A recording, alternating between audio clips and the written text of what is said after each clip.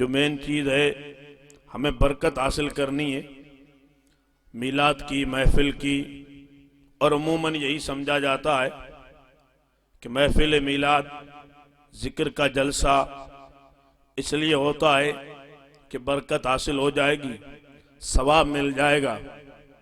ثواب کب تک ملے گا؟ جب تک میلاد ہوتی ہے، میلاد ہوتی رہتی ہے۔ اس سے پہلے کیا ہوا، اس کے بعد کیا ہوگا، ان تمام چیزوں کی ذمہ داری ہماری نہیں ہے۔ حالانکہ یہاں جس کا جو فن ہے، جس کا جو ادھیکار ہے، وہ کام اس کو تو کرنا ہی ہے۔ اس لیے میرا کام ہے تقریر کرنا، وہ میں تو کروں گا۔ اب ہو سکتا ہے کسی کو اچھا بھی لگے اور کسی کو نہ بھی لگے، تو اس کی ذمہ داری میں نہیں لوں گا، بلکہ میں بالکل جو حقیقت ہے اس حقیقت کے مطابق آپ حضرات کی خدمت میں کچھ کڑوی، کچھ میٹھی، کچھ سچی باتیں عرض کروں گا۔ اللہ تعالی ہم سب کو کہنے سے زیادہ عمل کی توفیق عطا فرمائے۔ ہم اس وقت یہاں بیٹھ کر کسی کے گھر کی بنیاد رکھ رہے ہیں۔ یہاں ہمارا بیٹھنا، یہ جتنے لوگ باہر تک بیٹھے ہیں، اس طرف بیٹھے ہیں، پیچھے میری ماں بہنیں بیٹھی ہیں، ہم اس وقت کسی کے گھر کی بنیاد رکھ رہے ہیں۔ گھر سے مراد یہ کہ عالی جناب ہمارے دوست محمد عرفان بھائی کی شادی ہو رہی ہے۔ آج عرفان کی شادی ہے، کل نہیں پرسوں ان کا نکاح ہونے والا ہے۔ تو یہ جو جلسہ، یہ جو میلاد، جس کو آپ کی زبان میں شورات کہتے ہیں، یہ شورات گھر کی بنیاد رکھنے کی ہوتی ہے۔ اور پھر بنیاد کیسی رکھنی چاہیے، کتنی مضبوط ہونی چاہیے، اس چیز کو وہ لوگ جو مکان کا کام کرتے ہیں، سریے کا کام کرتے ہیں، جو کڑیے ہیں، جو معمار ہیں، ان لوگوں کو پتا ہے کہ جب گھر بنانا رہتا ہے تو گھر کو بنانے سے پہلے گھر کی بنیاد بنائی جاتی ہے۔ پلاٹ خرید لیا آپ نے، اور پھر آپ کے پاس پیسے آئے کہ آپ چلو گھر بناتے ہیں، تو پہلے کسی نیک آدمی سے آپ وہاں پہلی اینٹ رکھواتے ہیں کہ یہ اللہ والے ہیں، یا پیر صاحب سے، یا کسی سید صاحب سے، یا وہاں تک نہ پہنچے تو پھر مسجد کے امام سے ہی آپ پہلی اینٹ رکھواتے ہیں، تاکہ ہمارے گھر کی بنیاد یعنی برکت والی ہو جائے۔ حالانکہ اب وہ گھر کی جو بنیاد ہم بنا رہے ہیں، تو کیا صرف اس میں دھول ڈال دیں گے اور پھر کام چل جائے گا؟ آپ کہیں گے نہیں، صرف دھول سے تو کام نہیں چلے گا۔ صرف دھول نہیں ڈالیں گے، بلکہ پتھر بھی ڈالیں گے، سیمنٹ بھی ڈالیں گے، لوہا بھی ڈالیں گے، سریے بھی ڈالیں گے، اور جو گھر والا ہے وہ کہے گا جتنا ہو سکے اس کو مضبوط کرو، اس کو بھاری بناؤ، اس کو اور زیادہ دبا کے بناؤ۔ تو اس سے کوئی پوچھے اتنی مضبوط یہ بنیاد کیوں بنا رہے ہو، اس قدر اس کے اندر یہ لوہا، یہ سیمنٹ، یہ لوکھنڈ کیوں بھر رہے ہو؟ تو وہ کہے گا یہ بنیاد ہے، اس کو اتنا مضبوط بنا دو کہ اگر اوپر 8 مالہ یا 10 مالے کی منزل بھی بنانی ہو تو پھر کوئی خطرہ نہ ہو، بلکہ وہ ساری منزل آپ بنا سکتے ہیں۔ دار و مدار کس پہ ہوگا؟ دار و مدار اسی بنیاد پہ ہوگا۔ میں نارمل زبان استعمال کر رہا ہوں، ہر کس و ناقص آدمی اس چیز کو یعنی آسانی کے ساتھ سمجھ سکتا ہے کہ گھر کی بنیاد مضبوط اس لیے بناتے ہیں تاکہ اوپر چاہے اب 100 مالے 100 بلڈنگ بھی بنا لیں تب بھی کوئی اس میں فرق نہیں آئے گا۔ جب آپ کا پایا مضبوط ہے، آپ کی جڑ مضبوط ہے، آپ کے گھر کی پہلی اینٹ مضبوط ہے، تو پھر اوپر آپ جو کچھ بھی بنائیں گے وہ سب مضبوط ہو جائے گا۔ حضرت حافظ شیراز فرماتے ہیں اگر تم نے پہلی اینٹ کو ٹیڑھا رکھا تو اب دیوار اگر آسمان تک بھی لے جاؤ تب بھی دیوار ٹیڑھی رہے گی، کیونکہ پہلی اینٹ ہی ٹیڑھی ہے تو پوری دیوار ٹیڑھی ہو جائے گی۔ اگر پہلی اینٹ آپ نے سیدھی رکھ دی تو اب پوری دیوار آپ کی سیدھی ہو جائے گی۔ اگر یہ سمجھ میں نہیں آتا تو آپ اس کا تجربہ کر کے دیکھ لیں اپنی لائف میں، اپنی زندگی میں، کہ دیوار ٹیڑھی کب بنتی ہے۔ اگر پہلی اینٹ ٹیڑھی ہو تو دیوار ٹیڑھی ہو جاتی ہے، پہلی اینٹ اگر سیدھی ہو تو دیوار سیدھی ہو جاتی ہے۔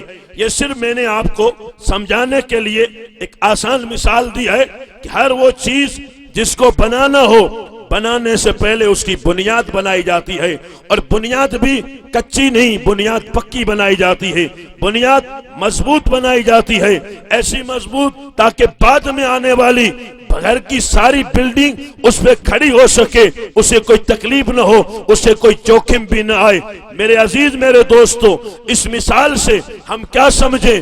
گھر کی بنیاد مضبوط ہونی چاہیے، گھر کا پایا بہت سخت ہونا چاہیے۔ آج ہم بھی یہاں بیٹھ کے کسی کے گھر کی بنیاد رکھ رہے ہیں، سبحان اللہ بولیے۔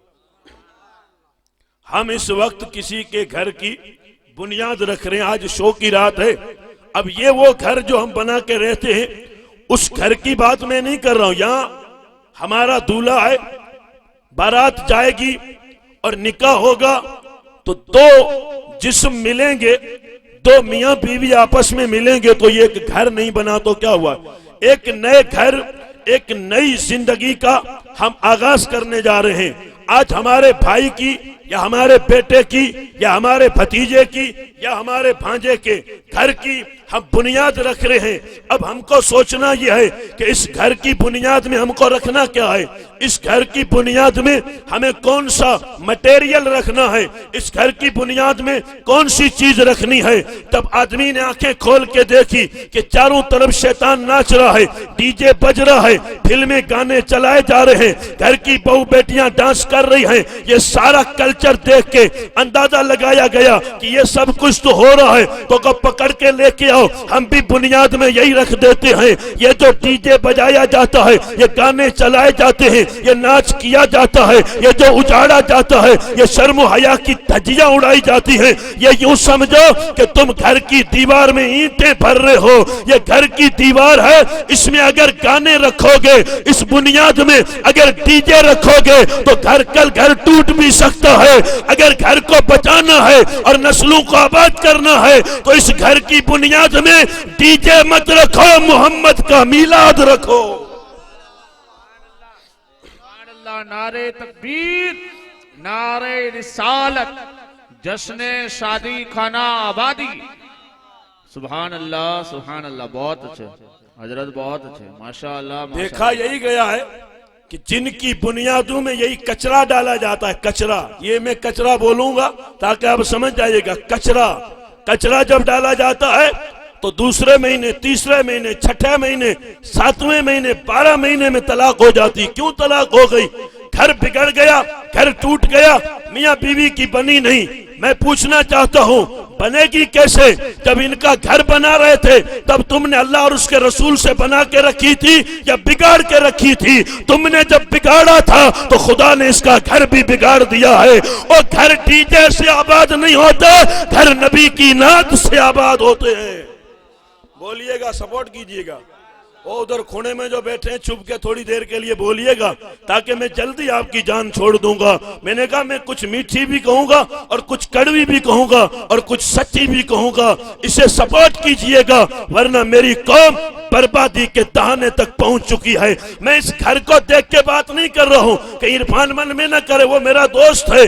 الحمدللہ میں پوری سوسائٹی اور پورے سماج اور پورے معاشرے کو سامنے رکھ کے یہ بات کر رہا ہوں تاکہ پتہ لگ جائے ڈی جے والے مر جاتے ہیں اور نبی کا میلاد کرنے والے زندہ ہو جاتے ہیں۔ ابھی جو ہم کر رہے ہیں، ہم ایک بیٹے کے گھر کی بنیاد رکھ رہے ہیں۔ ہم بنیاد میں کچرا نہیں ڈال رہے ہیں، ہم بنیاد میں سونا ڈال رہے ہیں۔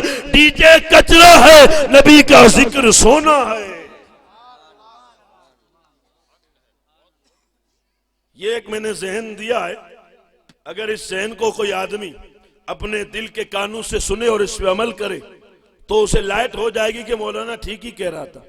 اور اگر مولانا سے ہی الرجی ہو تو آپ کا کوئی علاج ہی نہیں۔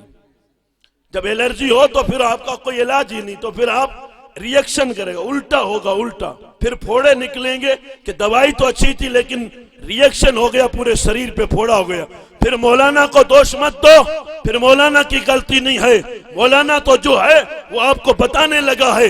تقریر، نعت، میلاد ہم کہتے ہیں ہم نے رسم کے طور پہ رکھی ہے، پورے محلے میں ہو رہی ہے تو ہم بھی کر رہے ہیں۔ نہیں میرے دوستو، جس جگہ جس گھر میں میرے نبی کا میلاد پڑھا جائے، ذکر کیا جائے، حضور کی نعت پڑھی جائے، پھر وہاں ایک نہیں 50 بھی شادیاں ہو تو وہاں کبھی ناچ گانا نہ ہو، جب بھی ہو تو میرے نبی کا میلاد منایا جائے۔ اور ایسا نہیں ہے کہ بھائی اس میں فائدہ نہیں، فائدہ ہی فائدہ ہے، اس میں فائدہ ہی فائدہ، جتنا کہو گے اس میں فائدہ ہی فائدہ ہے۔ اس لیے رحمت عالم صلی اللہ علیہ وسلم کا ذکر، ان کی نعت، ان کا ذکر کرنا، نعت سننا، کیا حال ہے۔ مولا علی مشکل کشا حضرت محمد عربی صلی اللہ علیہ وسلم کے ساتھ تشریف لے جا رہے تھے، اچانک آواز آئی الصلاۃ والسلام علیک یا رسول اللہ۔ حضرت علی ٹھہر گئی، یا رسول اللہ درود پڑھنے کی آواز آتی ہے لیکن درود پڑھنے والا نظر نہیں آتا، کیا وجہ ہے؟ تو میرے آقا نے پردہ کھول دیا، کالی وہ سامنے پہاڑ نظر آ رہا ہے، یا رسول اللہ دیکھ رہا ہوں۔ پہاڑ کی چوٹی دیکھ رہے ہو؟ ہاں دیکھ رہا ہوں۔ اس چوٹی پہ پتھر دیکھ رہے ہو؟ ہاں دیکھ رہا ہوں۔ میرے آقا نے فرمایا علی وہ پتھر مجھ پہ درود پڑھ رہا ہے۔ میرے آقا فرماتے ہیں علی وہ پتھر جو نظر آ رہا ہے وہ پتھر مجھ پہ درود پڑھ رہا ہے۔ پتہ چلا ہم جس کا ذکر کرتے ہیں، جس کا میلاد کرتے ہیں، ان پہ تو پتھر بھی درود پڑھتے ہیں، ان پہ شجر و حجر درود پڑھتے ہیں، شمس و قمر درود پڑھتے ہیں، خشک و تر درود پڑھتے ہیں، بحر و بر درود پڑھتے ہیں، اپنے بھی درود پڑھتے ہیں اور بیگانے بھی درود پڑھتے ہیں۔ جب کسی کا گھر بنانے جاؤ تو گھر بنانے سے پہلے گھر کا پایا بناؤ، اور پایا بناؤ تو پائے میں کچرا مت ڈالو، پائے میں دھول مت ڈالو، پائے میں محمد عربی کا ذکر رکھو۔ یہ پایا ہے، پایا جو آج کی رات پایا بھر گیا، رانگ مضبوط ہو گئی، سب کچھ اچھا چلا، ابھی سے لے کے صبح تک سب کچھ یہی چلتا رہا کہ یہاں کوئی نہیں آیا، ہو گیا سو ہو گیا، پتہ کاٹ دو، اب اس سے آگے جو چلے گا وہ محمد مصطفیٰ کا میلاد چلے گا۔ سج دھج کے لوگ نکلتے ہیں، میرے دوستو ہماری زندگی کا وقار ڈی جے اور پھٹاکوں سے نہیں، ہماری زندگی کا احترام دنیا کے اچھے کھانے سے نہیں، ہمارا جو بھی وقار ہے وہ میرے نبی کی غلامی میں ہے۔ تم غلام بن جاؤ، زندگی کے امام بن جاؤ گے۔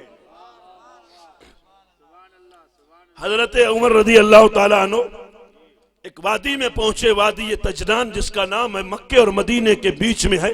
حج کر کے لوٹے تھے، مدینے جا رہے تھے، اچانک حضرت عمر رضی اللہ تعالیٰ عنہ اس وادی میں پہنچے تو اچانک رک گئے، اور رکے تو رکے، پھر جتنے لوگ تھے وہ سب پیچھے تھے، حضرت عمر آگے تھے، کیونکہ حضرت عمر امام تھے اور باقی سب مقتدی تھے۔ کبھی دور ایسا تھا کہ امام آگے رہتا تھا، مقتدی پیچھے رہتے تھے۔ اب خالی مسجد میں امام آگے ہوتا ہے، پھر اس کے بعد مقتدی آگے ہوتے ہیں، امام پیچھے ہوتا ہے۔ پوچھنا پڑتا ہے، دیکھنا پڑتا ہے، یہ وہ فلاں فلاں، کون ناراض ہوگا، کون کیا کہے گا۔ پھر یہ ہم نے پیچھے رکھا اور کیا بولتے ہیں، ہم نے منڈی پہ ہاتھ رکھ دیا ہے۔ حضرت عمر چونکہ امام تھے تو امام آگے تھے اور پبلک ساری پیچھے تھی، اور کس کی مجال تھی جو آگے بڑھ کر پوچھے کہ آپ نے اپنی سواری کیوں روکی ہے۔ ایک آدمی نے ہمت کر کے آگے بڑھا، جا کے دیکھا تو حضرت عمر تو زاروں قطار رو رہے ہیں، ان کی آنکھوں سے آنسو جاری ہیں۔ وہ آیا ہاتھ باندھ کے عرض کرتا ہے عمر اب رو کیوں رہے ہو، ہم حضور کے مدینے جا رہے ہیں، آپ کے رونے کی وجہ کیا ہے؟ تو حضرت عمر کہتے ہیں مجھے ایک زمانہ یاد آ گیا، مجھے ماضی یاد آ گیا، مجھے گزرا ہوا وقت یاد آ گیا۔ کہ وہ وقت کیا ہے ہمیں بھی سنا۔ تو حضرت عمر کیا کہتے ہیں، کہ وقت یہ ہے میں نے ابھی کلمہ بھی نہیں پڑھا تھا، میں ابھی غیر مسلم تھا، ابھی میں مسلمان بھی نہیں ہوا تھا۔ اس دور کا واقعہ ہے کہ میرا باپ مجھے اونٹ دیتا تھا اور اونٹ چرانے کے لیے میں اسی وادی میں آتا تھا۔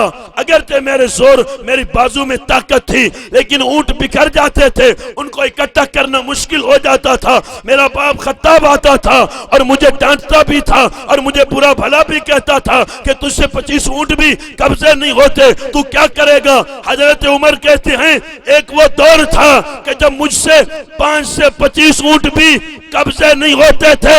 آج وہ زمانہ ہے کہ 25 لاکھ مربع مربع میل پہ عمر حکومت کر رہا ہے، یہ صدقہ محمد عربی کی غلامی کا ہے۔ واہ واہ سبحان اللہ، نعرہ تکبیر، نعرہ رسالت، عظمت مصطفیٰ، جشن شادی خانہ آبادی، ماشاءاللہ ماشاءاللہ، بہت اچھا۔ کہ یہ جو مجھے عزت ملی ہے، میں حکومت کر رہا ہوں، میں بادشاہی کر رہا ہوں، میرا نام چلتا ہے، میرے نام کا سکہ چلتا ہے۔ سکہ صرف ایک جگہ نہیں، 22 لاکھ مربع میل کس کو کہتے ہیں؟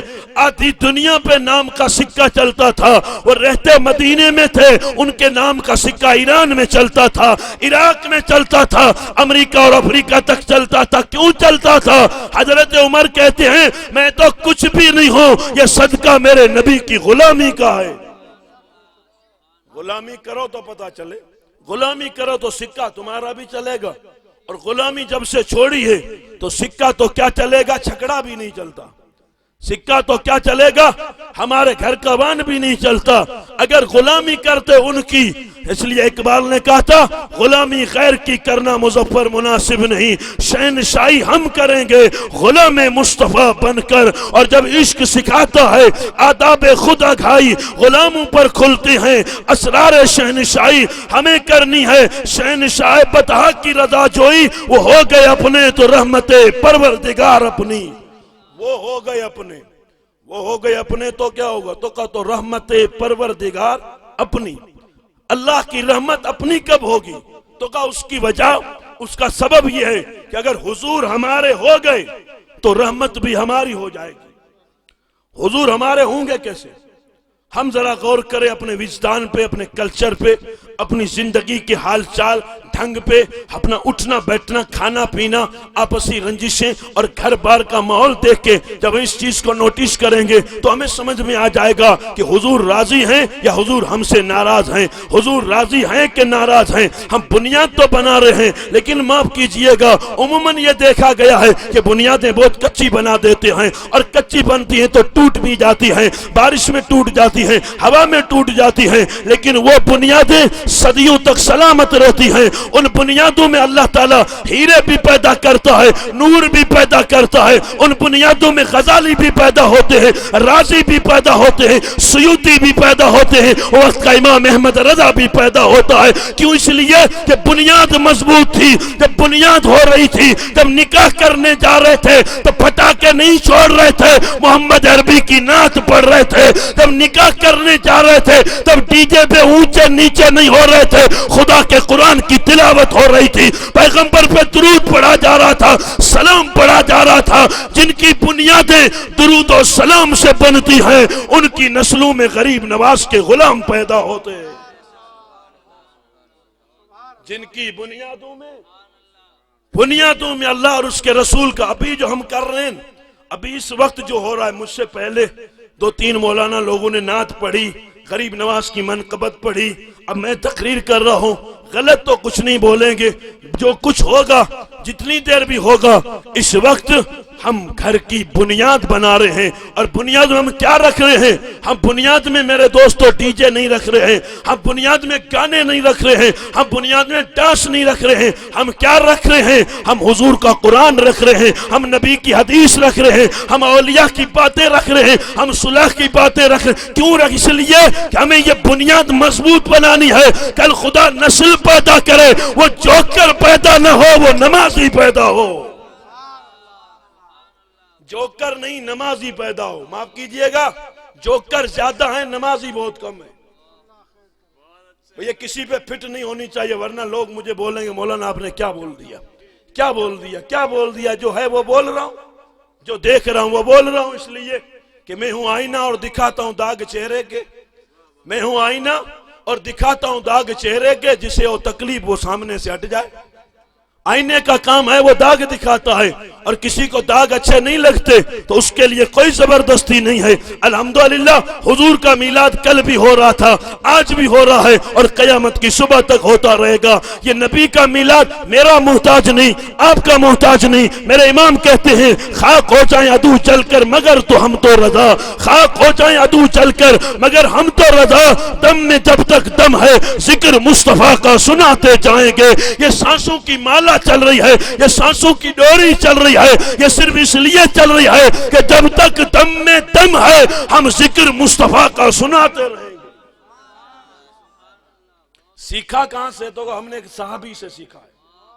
ایک صحابی کا دم چل رہا تھا، شولڈر تک اسے کاٹ دیا گیا تھا، صرف چھاتی بچی تھی اور یہ گردن اور یہ منڈی بچی تھی، باقی سب ایک ظالم نے کاٹ دیا تھا، اور ظالم اپنے وقت کا کافر اعظم تھا، اور اس نے اس نبی کے غلام کو کاٹ کے کہا اب میں تجھے بالکل ختم کرنے جا رہا ہوں، تجھے تیرا یہ بچا ہوا جسم بھی آگ کے حوالے کرنے جا رہا ہوں۔ اس نبی کے غلام نے فرمایا بچا ہی کیا ہے، یہ مختصر سا جسم ہے، چاہے آگ میں ڈال دے چاہے مجھے کاٹ کے رکھ دے، لیکن میرا اعلان یہ ہے کہ تو جھوٹا ہے اور میرا نبی سچا ہے۔ یہ تم نے سیکھا کہاں سے؟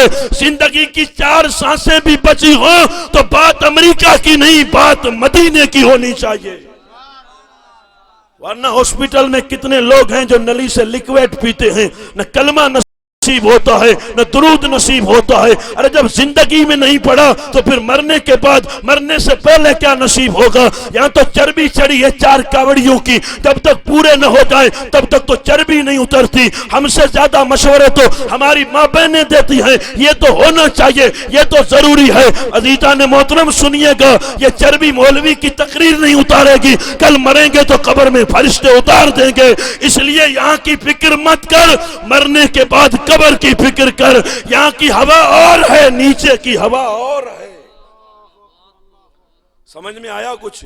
یہاں کی ہوا اور ہے اور نیچے کی ہوا اور ہے۔ ابھی تم پھر بھی اوپر بیٹھے ہیں اور اوپر بھی کرسی رکھ کے بیٹھے ہیں، اور کرسی سے اوپر اسٹیٹ ہے، ایک وقت ایسا بھی آئے گا پاؤں سے بھی نیچے، اور نہ جانے کتنا نیچے جانا پڑے گا۔ مجھے بھی جانا ہے، آپ کو بھی جانا ہے۔ ایسا کون دادا ہے جو یہ کہ میں نہیں جاؤں گا؟ تو نہیں جائے گا تو کوئی اٹھا کر لے کے جائے گا، لیکن ہاتھ باندھ کے عرض کرتا ہوں میرے بھائی ناٹک مت کرو، خدا کی زمین پہ ناٹک مت کرو، اللہ کی زمین کو گناہوں اور پاپ سے مت بھرو۔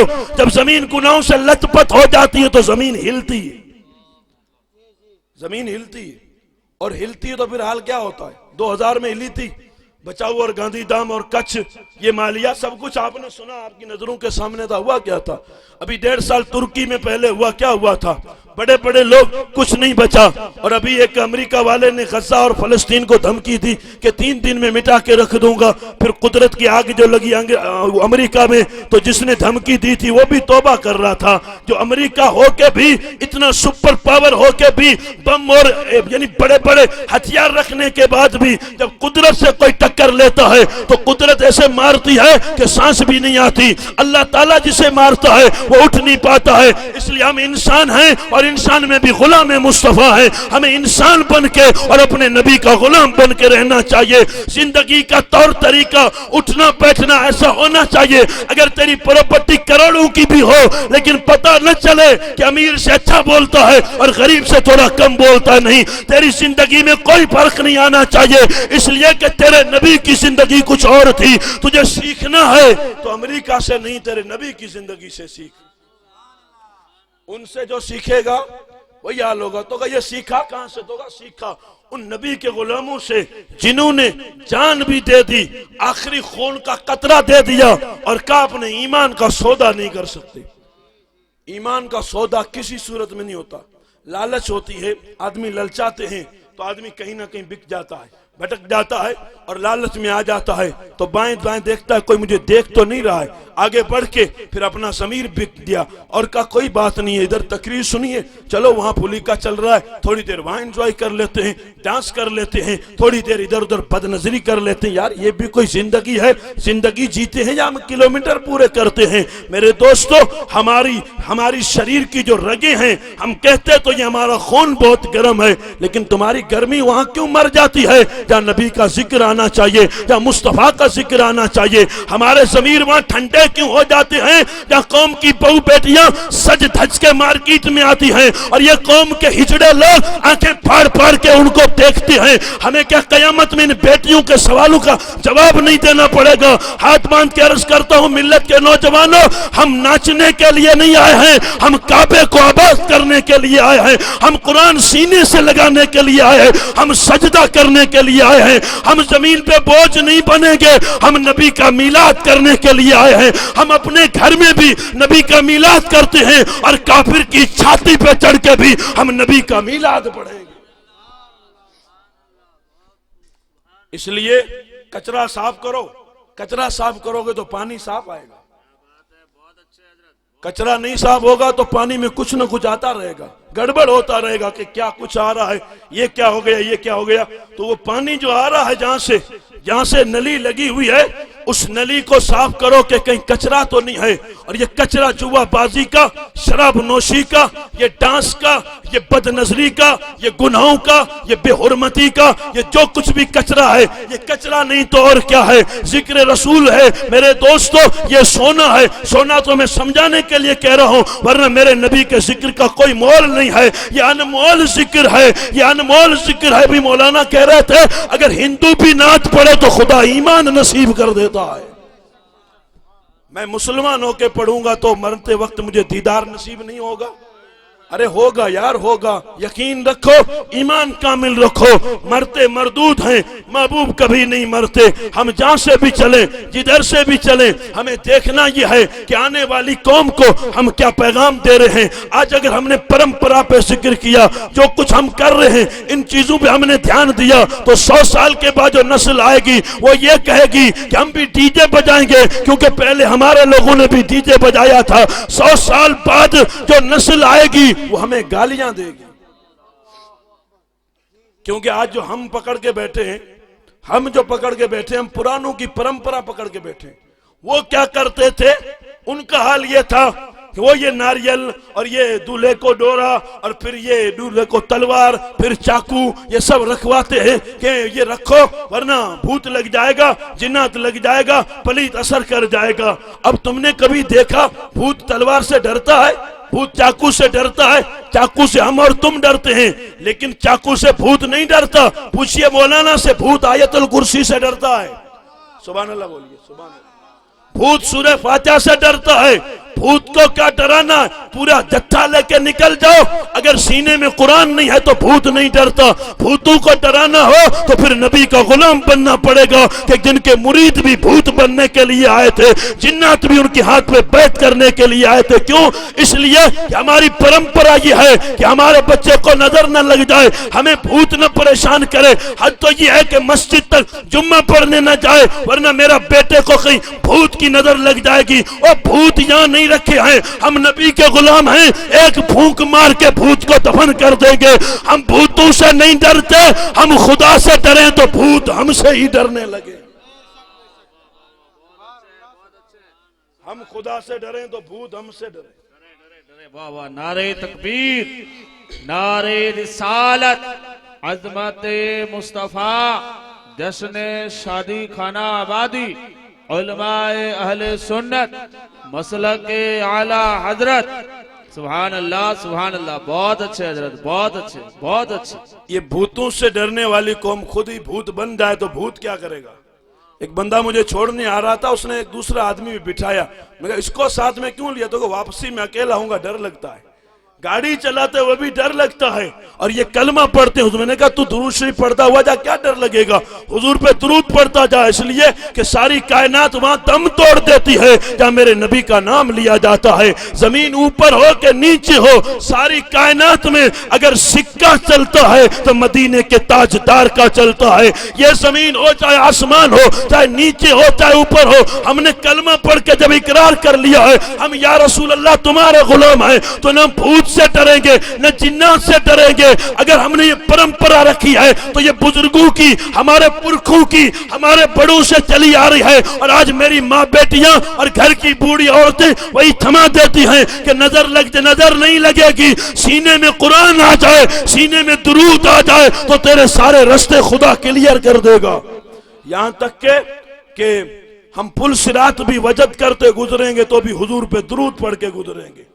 دنیا کا راستہ، دنیا کا پل اور برج کی بات نہیں کر رہا ہوں، میں پل صراط کی بات کرتا ہوں کہ پل صراط جو بال سے زیادہ باریک ہے، تلوار سے زیادہ تیز ہے، اس پر بھی ہم گزریں گے تو وجد کرتے ہوئے گزریں گے۔ کیوں؟ اس لیے اعلی حضرت کہتے ہیں کہ رب سلم ہے صدائے محمد، کہ حضور کی زبان پہ رب سلم کی صدائیں ہیں۔ ہم پل صراط سے بھی گزریں گے تو درود مصطفیٰ پڑھتے ہوئے گزریں گے۔ تو یہاں عادت بنائیے، یہاں کلچر بنائیے، یا سسٹم بنائیے، ان ڈی جے باجے کو آگ لگاؤ، ان پٹاخوں کو آگ لگاؤ، اس میک اپ کی دکان کو آگ لگاؤ۔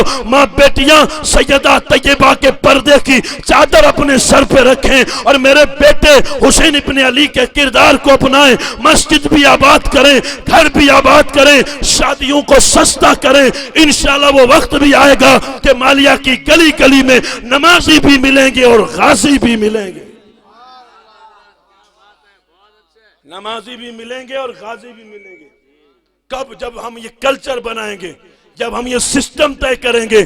یہ سسٹم جب آئے گا، گھر کا ہر کام گھر کا مرد کرے گا، عورت نہیں کرے گی۔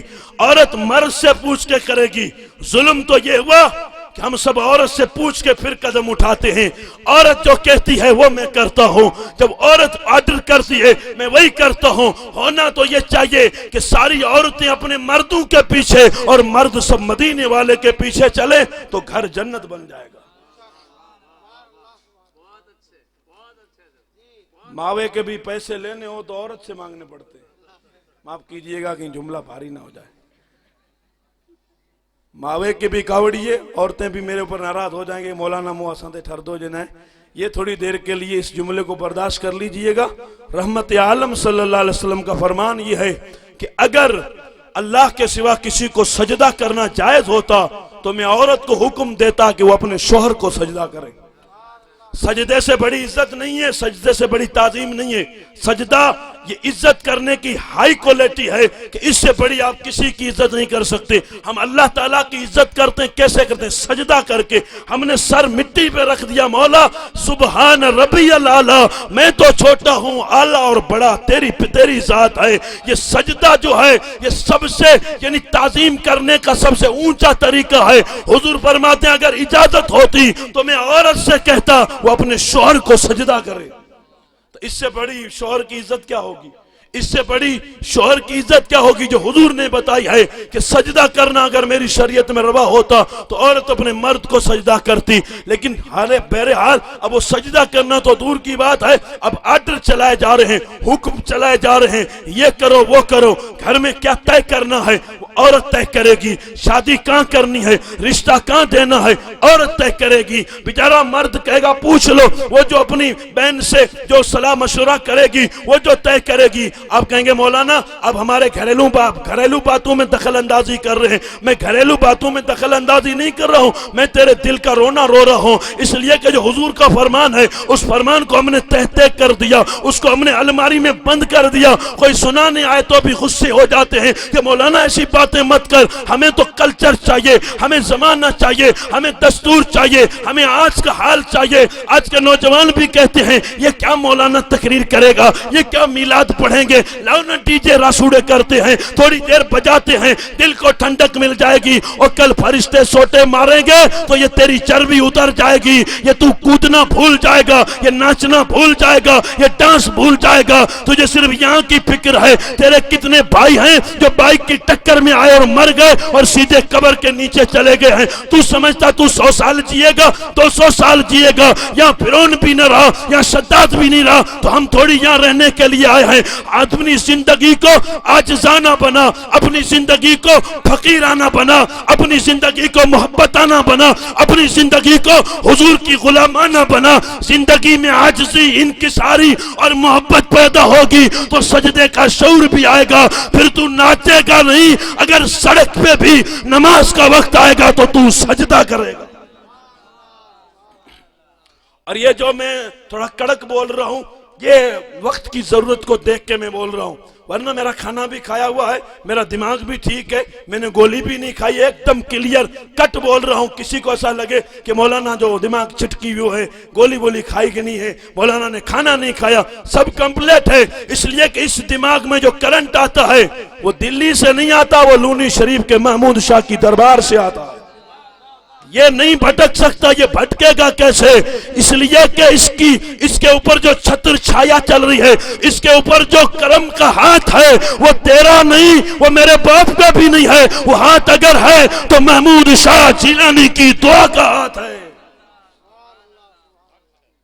جب ولی کا ہاتھ ہوتا ہو تو پھر پھسلنے کا، پیر پھسلنے کا کوئی ڈر نہیں رہتا، بلکہ میرے دوستو پھر کرنٹ ملتا ہے اور چارجنگ ہوتی رہتی ہے اور بات آپ تک پہنچتی رہتی ہے. میں عرض کرنے لگا تھا میرے دوستو، کہیں بات دور نہ نکل جائے. ہماری بنیادیں اگر کچی ہوں گی تو ہماری نسلیں بے دین پیدا ہوں گی. اگر ہماری بنیادیں پکی ہوں گی تو ہماری نسلیں دیندار پیدا ہوں گی. آج مارکیٹ میں اگر دیکھو ہماری نسلیں دیندار ہیں یا بے دین نظر آتی ہیں. اگر آپ شکایت نہ کریں تو میں عرض کروں میرے دوستو، ہماری نسلیں آج بے دین ہو رہی ہیں اور دن بہ دن دین سے دور ہوتی جا رہی ہیں. قرآن، حدیث، اسلام، دین، شریعت، مدرسہ، مسجد، مولانا، عالم، فاضل، کوئی بات نہیں، بس جو من میں آیا وہی کرنا ہے. یہ ہماری نسل برباد نہیں ہو رہی ہے تو اور کیا ہو رہی ہے؟ ایک بہت پھونکے مارنے والا جوان جس کی دولت کی کوئی کمی نہیں، سڑک کے کنارے چل رہا تھا. بہت زیادہ غرور تھا، بہت زیادہ گھمنڈ کا کیڑا اس کے دماغ میں کاٹ رہا تھا. امام غزالی رحمت اللہ تعالی علیہ جیسا عظیم فلسفی اور عظیم مجدد وقت، وہ فرماتے ہیں میرے استاد جا رہے تھے، اس نے اس نوجوان کو دیکھا جو گھمنڈ کا پتلا بن کے جا رہا. کہا بیٹے یہ تیری چال اچھی نہیں ہے. کیا کہا بیٹے یہ تیری چال اچھی نہیں، تھوڑا نرمی سے چلو، یہ ٹھیک نہیں کہ آپ ناٹک کر رہے ہو. تو اس نے ایک نظر دیکھا، کہا او بڈھے تو مجھے پہچانتا ہی نہیں میں کون ہوں. اگر تو مجھے پہچانتا ہوتا تو مجھے تو نصیحت بھی نہیں کرتا، مجھے تقریر بھی نہیں کرتا، مجھے بات بھی، تو مجھے پہچانتا نہیں میں کون ہوں.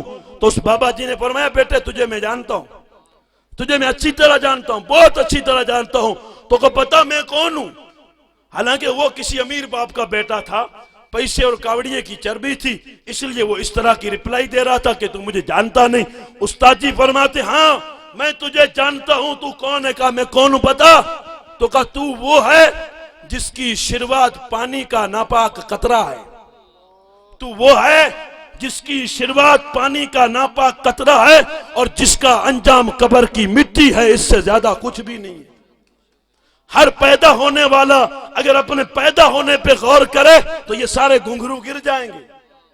یہ جو اونچے نیچے ہو رہے ہیں صرف پیدا ہونے پہ میں غور کروں کہ میں پیدا کہاں سے ہوا ہوں. یہ میں اپنی بات نہیں کر رہا ہوں، اللہ کا قرآن کہتا خلق مما عند فق یخرج من بین الصلب والترائب، کہ تو کہاں سے پیدا کیا گیا ہے. وہ پانی کا ناپاک قطرہ جو باپ کی پشت میں ہوتا ہے اور پھر باپ کی شرمگاہ سے کودتا ہوا ماں کے رحم میں جاتا ہے، پھر وہاں نقش و نگار بنتا ہے اور پھر انسان بن کے تو باہر آتا ہے. یہ میں نہیں کہتا، یہ خدا کا قرآن بار بار ہمیں بتاتا. انسان اگر گھمنڈ ہے، اگر تکبر ہے، اگر چربی ہے تو بس یہی دیکھ لے کہ پیدا کہاں سے ہوا ہے اور جانا تجھے کہاں ہے. پیدا ایک ناپاک قطرے سے ہوئے ہیں اور کل قبر کی مٹی ہو جائیں گے، اس سے زیادہ کچھ بھی نہیں.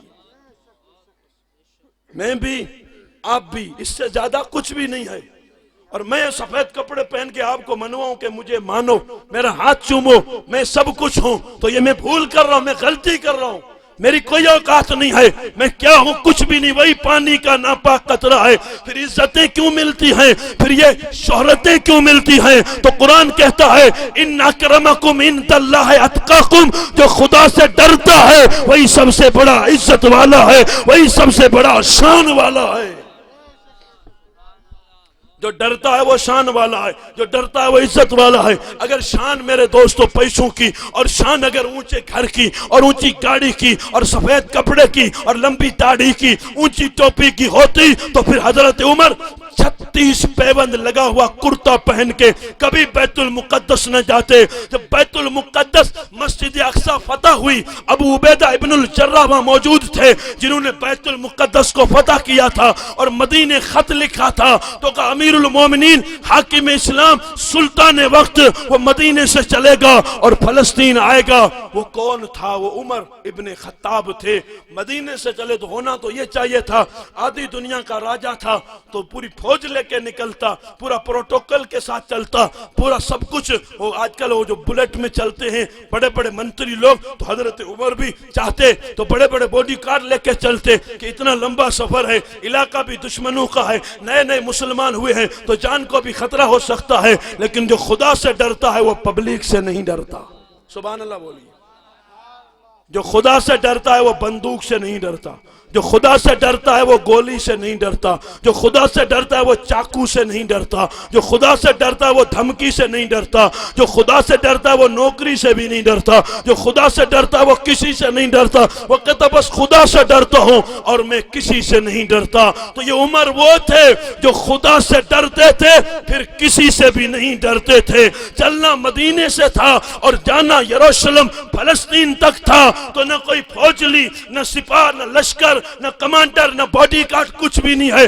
ایک سواری تھی اور ایک غلام تھا، وہ بھی نمبر رکھ دیے تھے، ایک منزل عمر سوار ہوگا اور ایک منزل غلام سوار ہوگا۔ جب غلام سوار ہوگا تو نکیل عمر کھینچے گا۔ اگرچہ بادشاہ وقت تھا اور جب بیت المقدس کی وادیاں قریب آئی اور اقصی نظر آئی تو اچانک یہ ہوا کہ غلام کو سوار ہونے کی باری تھی اور عمر کی لگام کھینچنے کی باری آ گئی۔ تو پھر اس عمر کے غلام نے کہا عمر تم بیٹھ جاؤ، میں لگام کھینچ لیتا ہوں، اپنی باری معاف کرتا ہوں۔ حضرت عمر کہتے نہیں نہیں، اپنی باری پہ تو بیٹھے گا، میں اپنی باری پہ بیٹھوں۔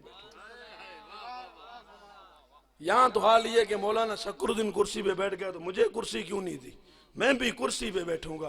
اس کا ہاتھ چوما تو میرا کیوں نہیں چوما؟ بس یہ بات ہوتی ہے، یہ انا ہے میری، یہ میں اپنے بت منوا رہا ہوں، میں اسلام نہیں منوا رہا ہوں، میں دین نہیں منوا رہا ہوں، میں اپنی انا منوا رہا ہوں۔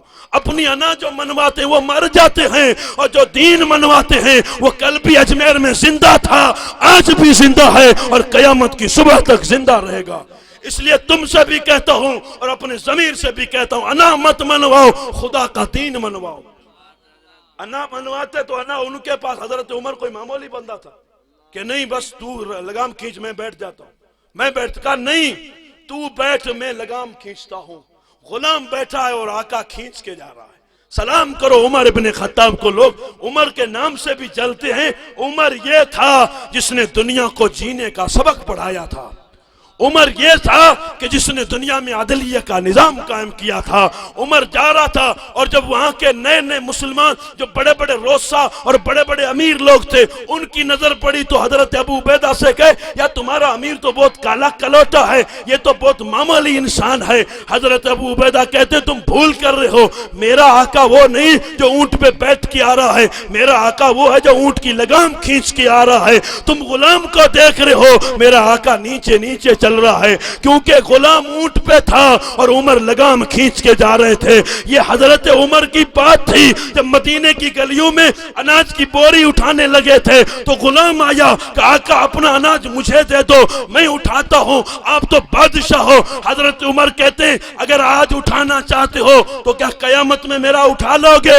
تو وہ کہتا ہے قیامت میں تو اپنا اپنا اٹھانا ہے۔ تو کہا آج بھی عمر کو اپنا ہی اٹھانے دو، جو قیامت میں اپنا اپنا اٹھانا ہے تو دنیا میں بھی اپنا اپنا اٹھائیں، کوئی کسی پہ نہیں ڈالے گا، سب کو اپنا اپنا وزن اٹھانا ہے۔ ہم جو سوچ رہے ہیں وہ ہوگا نہیں، اس کا الٹا ہوگا، دیکھنا ہم جو دیکھ رہے ہیں اس کا الٹا ہوگا۔ ہم جو سوچ رہے ہیں ہمیں پٹی جو پڑھائی گئی ہے اس کا کہیں الٹا ہو جائے گا تو ہم میرے دوستو کہیں کے بھی نہیں رہیں گے. اس لیے میرے دوستو اعلیٰ حضرت فرماتے ہیں پل سے اتارو راہ گزر کو خبر نہ ہو, جبرائیل پر بچھائیں تو پر کو خبر نہ ہو. اعمال تو کرتوت تو ایسے ہیں کہ کسی قابل نہیں ہیں, ورنہ مدینے والے فریاد تو یہ ہے کہ جب روز قیامت ہو اور پل صراط آئے تو جبرائیل کے پر بچھے ہوں اور آپ کی امت کا گزر ہو رہا ہو. میرے دوستو کیا ہم اس قابل ہیں کہ جبرائیل پر بچھائے اور ہم اس کے اوپر قدم رکھ کے جائیں؟ حضرت عمر جب وہاں پہنچے تھے تو آپ کے کپڑوں میں 36 پیوند لگے ہوئے تھے اور آپ کے موزے آپ کے بغل میں رکھے ہوئے تھے. حضرت عمر کا نام ایران تک تو کیا امریکہ تک چلتا تھا. جب انگریز اپنی بچوں کو چپ کرواتی تھی تو یہ کہتی تھی چپ ہو جاؤ عمر آ رہا ہے. عمر کے نام سے دہشت پڑتی تھی, عمر کے نام سے میرے دوستوں کلیجے کانپتے تھے. انگریز ہسٹورین لکھتا ہے یہ تو عمر چلے گئے, اگر 6 مہینے اور عمر رہتے تو پوری دنیا سے کفر کو مٹا ڈالتے, ہر گھر پہ اسلام کا جھنڈا لہراتے. یہ عمر تھے وہ انگریز جو ہسٹورین آیا جس نے 100 انسانوں کی لسٹ بنائی تھی, اس نے پہلے نمبر پہ میرے نبی کا نام لکھا تھا اور 52 نمبر پہ حضرت عمر ابن خطاب کا نام لکھا. بولیے گا بولیے گا بولیے گا. اس کے بعد پانی پیئیں گے, چائے پیئیں گے, جو آپ کو کرنا ہے وہ آپ کر لیجئے گا. لیکن یہ 4 جملے ابھی بھی وقت میرا باقی ہے, وقت جو دیا ہے وہ تو بہت باقی ہے, لیکن جہاں تک میں چھوڑوں گا وہ میرا وقت اب جا کے بچا ہے. الحمدللہ ہمیں اس چیز کے تھوڑی غور کرنا چاہیے کہ یہ بات کہاں تک ٹھیک ہے, ہم بنیاد کیسی بنا رہے ہیں. بنیاد اچھی ہو جائے گی تو گھر اچھا ہو جائے گا, بنیاد کچی ہو جائے گی تو گھر ٹوٹ بھی سکتا ہے. طلاقیں اور گھر کا بگڑنا صرف اس لیے ہوتا ہے کہ جب باری آتی ہے تو اولاد دی بھی خدا نے, پھر بڑی بھی خدا نے کی. آج شادی کا دن بھی خدا نے دکھایا. یہ بچہ میرا بڑا ہوا, میری بیٹی بڑی ہوئی, کس نے بڑا کیا؟ بچپن میں ہی لوگوں کے بچے چلے جاتے ہیں, صحیح سے وہ بول بھی نہیں پاتے, گزر جاتے ہیں. لیکن میرے بچے بڑے ہوئے, آج شادی کا دن آیا. ایمانداری سے بتائیے کس نے دیا؟ سب کہیں گے اللہ نے دیا, سب کہیں گے اللہ نے دیا, اس کے رسول کا صدقہ ہے. جب اللہ نے سب کچھ دیا تو آج شادی کا وقت آیا ہے تو بھی تم یاد اللہ کو کرو, دشمن کو نہ کرو. کیونکہ تم دشمن کو کرو گے یاد تو تم اللہ کی نعمت کی ناشکری کر رہے ہو. جس نے بچپن سے لے کے یہاں تک یہ پودا کھلایا, آج گلاب بن کے میرے آنگن میں مہکنے لگا اور میں نافرمانی کروں اور میں شیطان کو نچواؤں تو پھر میں اللہ کی نعمت کی ناشکری کر رہا ہوں. مجھے چاہیے یہ کہ میں ایک نہیں میں 100 سجدے کروں. مولا تیرا شکر ہے, بیٹا بھی دیا اور بیٹا بھی ہر عیب سے پاک ہے, سارے عیب سے نہیں, باعتبار جسم کوئی عیب نہیں ہے, سارے اعضاء سلامت, آنکھیں سلامت, ہاتھ بھی سلامت, سب کچھ ہے. آپ عرفان کو دیکھ رہے, میں سب کے بیٹوں کی بات کر رہا ہوں. ہماری کمزوری ہے کہ ہم ایک پہ ہی بل پھاڑ دیتے ہیں. میں سب کی بات کر رہا ہوں, بیٹے تو سب کے گھر میں ہیں. میرے دوستو عرفان نے تو بڑی ہمت کی ہے کہ جلسہ رکھا ہے, علماء کو بلایا ہے, سید کو بلایا ہے, آپ سب کو بلایا ہے اور ذکر رسول ہو رہا ہے. میرے دوستو ہونا تو یہ چاہیے کہ یہ پودا کھلا اور گلاب کا گل بن کے کل جب یہ بارات جانے لگے تو پھر ناچنا گانا نہیں ہونا چاہیے, پھر نبی کی نعت ہونی چاہیے, نبی پہ درود ہونا چاہیے. بندہ ہر قدم پہ شکر کرے, مولا بیٹا بھی دیا اور بیٹے کا رشتہ بھی ہوا, آج شادی بھی ہوئی اور آج نکاح بھی ہو رہا ہے. اس کے لیے شکریہ ادا کیا جاتا ہے. بجائے شکرانہ ادا کرنے کے لوگ آپے سے باہر ہو جاتے ہیں, لوگ اپنی حد چھوڑ دیتے ہیں. جو قوم خدا کے قانون سے ٹکر لیتی ہے وہ قوم مار دی جاتی ہے. پھر سے جملہ دہراؤں, تم مجھ سے ٹکر لے سکتے ہو, مولانا سے ٹکر لے سکتے ہو, آپ مجھے مار سکتے ہو, مجھے ختم کر سکتے ہو, لیکن سنو خدا کی قدرت سے کبھی ٹکر نہیں لینے کا. آپس میں ایک دوسرے سے ٹکراؤ, ٹکر لے سکتے ہو, لیکن جب خدا کی قدرت سے جو ٹکر لیتا ہے اس کے جنازے اٹھتے ہیں, ہم نے اپنے آنکھوں سے دیکھے. پوری رات شراب نوشی اور بد نظری اور نچوایا, نچواتے نچواتے صبح 3 بج گئے, نکاح تک نہیں ہوا. میں اشارہ کر رہا ہوں, اور جب کچھ نہیں بچا سب کچھ برباد کر دیا شراب میں اور سب لفنگا بازی میں, اور سب کچھ قوم کے ہجڑے لوگ آگے بڑھ کے ناچتے رہے اور سب کچھ یہ کرتے رہے. صبح 3 بجے جب نکاح ہوا, نکاح کے بعد بیٹا دلہن لے کے گھر روانہ ہوا.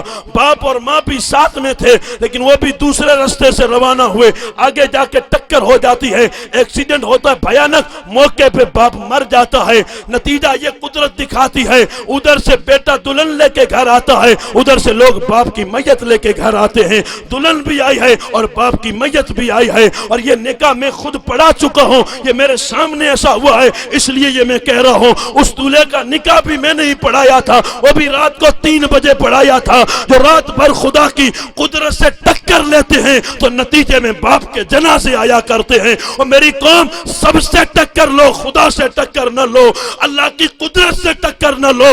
جتنا ہو سکے اتنا جھک کے چلو. یہ شادی, یہ بیاہ, یہ زندگی, یہ سب رب کی خیرات ہے, اللہ کی امانت ہے. جو ٹکرائے جاتے ہیں وہ مارے جاتے ہیں, جو جھک کے چلتے ہیں وہ یہاں بھی آباد ہیں اور وہاں بھی آباد ہیں. یہ نتیجے اور یہ روزمرہ ایسا ہوتا رہتا ہے. اس لیے کہ اللہ تعالیٰ بھی غفور الرحیم ہے, تو وہ قہر و جبار بھی ہے. وہ غفور الرحیم بھی ہے, وہ قہر و جبار, وہ چھوڑتا بھی ہے, وہ ڈھیل بھی دیتا ہے, لیکن وہ پکڑتا ہے. تو ان بطش ربک لشدید, جب وہ پکڑتا ہے بیچ میں کوئی بھی نہیں آئے گا. پھر یہ بڑی بڑی پھینکنے والے میرے جیسے بھی سائٹ میں کھڑے ہو جائیں گے. جسے خدا پکڑتا ہے اسے کوئی چھڑا نہیں سکتا, اور جسے خدا چھوڑ دے اسے کوئی پکڑ بھی نہیں سکتا. بھائیوں نے گلا مروڑ کے رسی کاٹ کے کنویں میں ڈال دیا, کہ مار دو, نہ رہے گی بانس نہ بجے گی بانسری, بار بھی نہیں نکلے گا, یہی ختم کر دو. وہ تھا کون؟ وہ وقت کا یوسف علیہ السلام تھا, اللہ کا پیغمبر تھا. 10 بھائیوں نے مل کے کنویں میں ڈال دیا تھا کہ بھائی کو مار دیتے, ختم کر دیتے ہیں.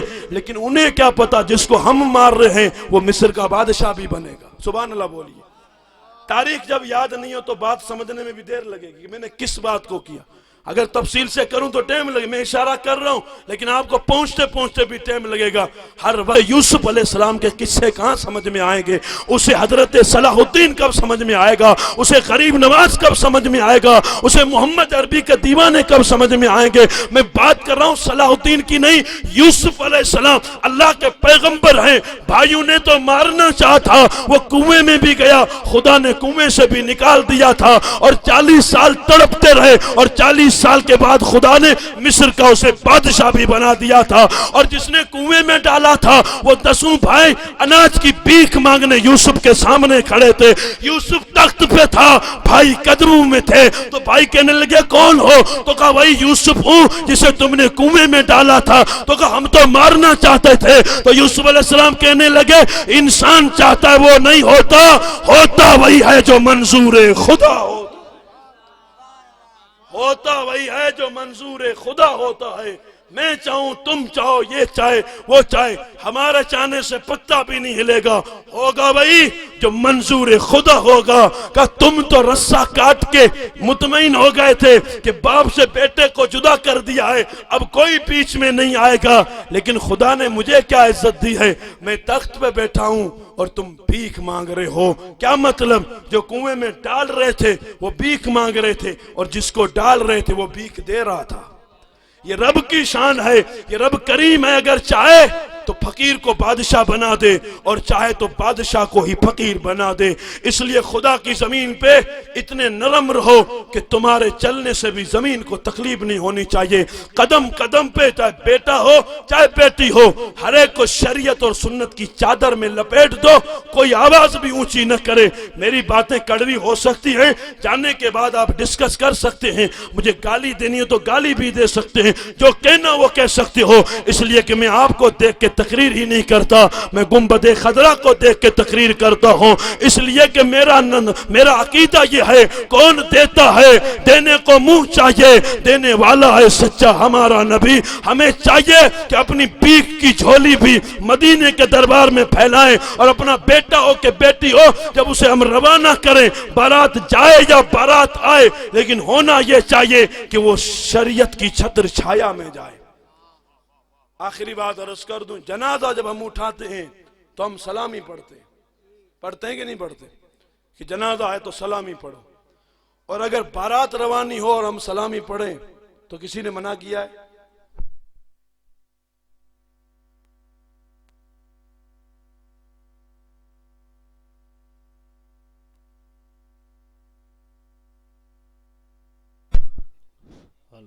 شریعت میں کوئی منع نہیں ہے. ہونا یہ چاہیے کہ اگر میرے گھر کا جنازہ بھی درود و سلام کی صداؤں میں جاتا ہے تو میرا بیٹا ہو کہ میری بیٹی ہو اس کی بارات بھی درود و سلام کے ساتھ جائے، تاکہ ہر انسان کو بھی پتا چلے یہ گھر نبی کے غلام کا ہے۔ یا غم آتا ہے تو بھی میلاد ہوتا ہے، یا خوشی آتی ہے تو بھی میلاد ہوتا ہے، یا جنازہ جاتا ہے تو بھی میلاد ہوتا ہے، اور یا بارات نکلتی ہے تو بھی درود پڑھ کے بارات نکالتے ہیں۔ عزیزان محترم، اگر اس طرز عمل کو اپنائیں گے تو انشاءاللہ یہاں بھی کامیاب ہیں اور وہاں بھی کامیاب ہیں، اور بچوں کا فیوچر اور مستقبل اور بچوں کی زندگی کو آسان اور اچھی بنانا چاہتے ہیں تو بچوں کی گھٹی میں میرے نبی کا قرآن رکھ دو، حدیث رکھ دو، شریعت رکھ دو، سنت رکھ دو، اور ایسی مجلسوں سے یہ سیکھ کے جاؤ کہ جینا بھی نبی کے لیے ہے اور مرنا بھی نبی کے لیے ہے۔ اگر میرے کہنے میں کوئی غلطی ہوئی تو خدا کی بارگاہ میں توبہ کرتا ہوں۔ استغفر اللہ ربی من کل ذنب و اتوب الیہ۔ میرے ساتھ پڑھے لا الہ الا اللہ محمد رسول اللہ صلی اللہ علیہ وسلم، وآخر دعوانا ان الحمد للہ رب العالمین۔